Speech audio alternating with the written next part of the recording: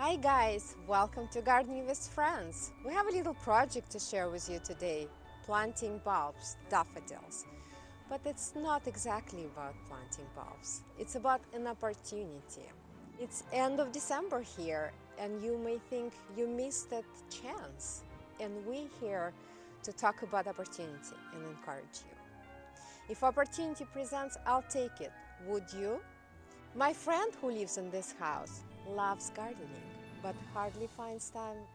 We're always busy with family, work, and often we don't plan it on time. Didn't order bulbs we want to plant. So we think we're gonna do it next year.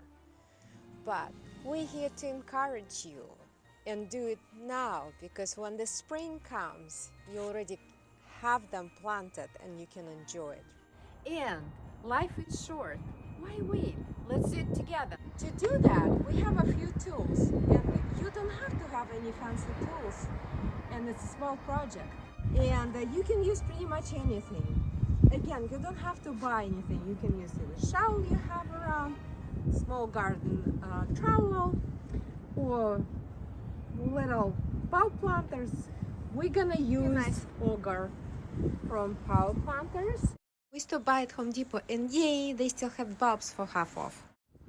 We selected a few varieties of daffodils here. You see this one has 20 bulbs and they're called replete.